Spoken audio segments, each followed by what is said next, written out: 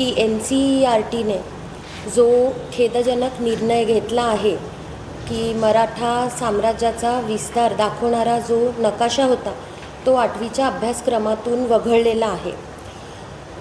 ही अतिशय खेदजनक गोष्ट आहे आपल्यासाठी, कारण आपण ज्या मातीत जन्माला आज आलो आहोत आणि ज्यांच्या आराध्य दैवत आम्ही ज्यांना मानतो ते छत्रपती शिवाजी महाराज, छत्रपती संभाजी महाराज आणि त्यांचं जे घर आहे, आज त्यांचा अशा रीते जर इतिहास पुसण्याचं काम चाललं आहे तर ही अतिशय निंदनीय गोष्ट आहे। आणि हा निर्णय जो घेतला आहे यावर कुठलेही ठाम पुरावे न देता न सांगता घेतलेला हा निर्णय आहे। तर याबाबत माझी सर्व जनतेला एक कळकळीची विनंती आहे की आपली चौथी राजधानी सातारा इथून आपण एक तरी पहिलं पाऊल उचललं पाहिजे या संदर्भात, की महाराजांविषयी ज्यांना कोणालाही प्रेम असेल, शिवशंभू जे प्रेमी आहेत, तर हीच वेळ आहे। आत्ता नाही तर आपण कधी करणार? आज महाराज असते तर आपण त्यांना काय तोंड दाखवलं असतं? आणि जर राजस्थान किंवा ज्यांनी कोणी हे केलं आहे त्यांना सीमेबाबत काही आक्षेप होता तर त्यांनी ती दुरुस्ती करायला हवी होती, सुधारणा करायला हवी होती नकाशामध्ये। पण पूर्णपणे वगळणे म्हणजे आपल्या मराठ्यांचा एवढा मोठा जो इतिहास आहे तो पुसण्यासारखं काम केलं आहे। आम्ही ह्याला काय समजायचं? आणि त्याच्यासाठी मी आज सर्वांनाही विनंती करते की हे जे चाललेलं आहे हे आपण होऊ दिलं नाही पाहिजे। आज ही एक गोष्ट झाली आहे, उद्या अजून 4 गोष्टी होतील। कुठंतरी ही गोष्ट थांबली पाहिजे। महाराष्ट्राने आवाज उठवला पाहिजे। महाराष्ट्र सरकारने केंद्रीय सरकारला प्रवृत्त केलं पाहिजे की हा इतिहास, सत्य इतिहास जो आहे तो परत पुस्तकांमध्ये समावेश त्याचा झालाच पाहिजे।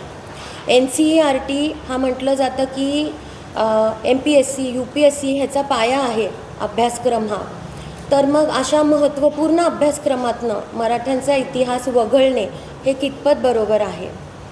आपण विद्यार्थ्यांना, पुढच्या जनरेशनला काय शिकवणार आहोत? इतिहास ही एक साखळी असते, त्यातली एक कडी जरी वगळली गेली तर पुढच्या मग विद्यार्थ्यांना आपण काय सांगणार आहोत? खरं तर ज्या वेळेस आम्ही हे आवाज उठवला तेव्हा महाराष्ट्रातून खूप आम्हाला प्रतिसाद मिळालेला आहे।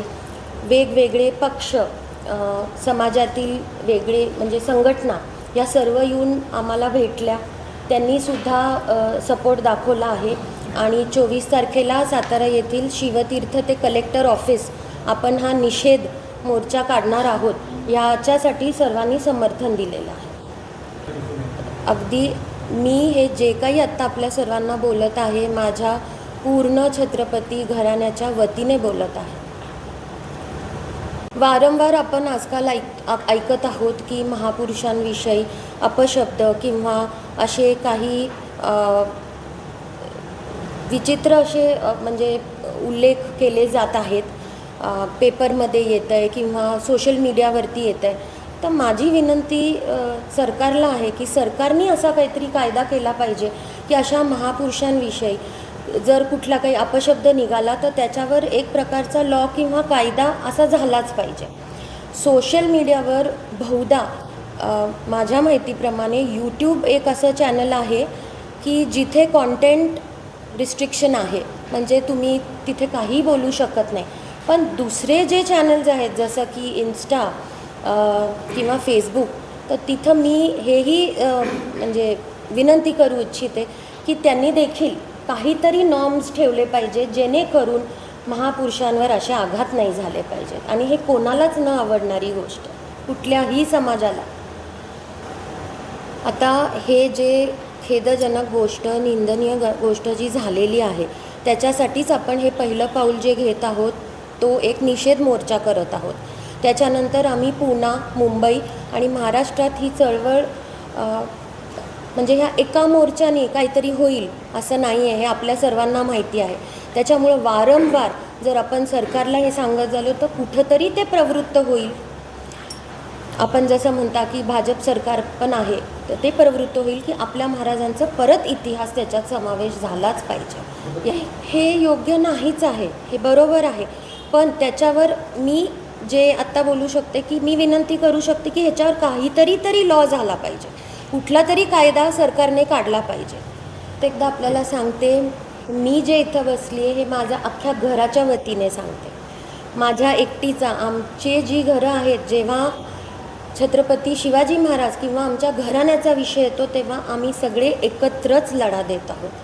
इथं कोणीही याबद्दल वेगळं नाही. हो, ते सोबतच आहेत, होऊ शकतं. येस येस येस असतील.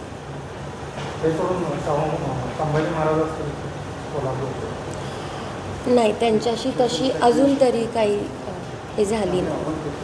आम्ही आता आव्हान केलं आहे, आता आज आम्ही करत आहोत या गोष्टीचं.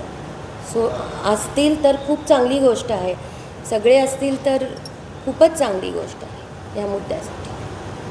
महत्त्वाचा मुद्दा आहे की त्यांनी कारणच दिलेलं नाही. त्यांनी काही तिथल्या राजांनी एक समिती फॉर्म करून हा निर्णय घेतलेला आहे. ॲक्च्युली जर त्या नकाशामध्ये काही तुम्हाला सुधारणा करायची होती तर दोन्ही राज्यांचं त्यांनी ओपिनियन घ्यायला पाहिजे होतं, तसे लोकांना विचारून त्यांनी करायला पाहिजे होतं. पण हे त्यांनी परस्पर केलेलं आहे. मग हे कुठल्या दबावाखाली झालेलं आहे का? तर सत्य इतिहास कुठल्याही दबावाखाली दबला गेला नाही पाहिजे, हे आमचं म्हणणं आहे.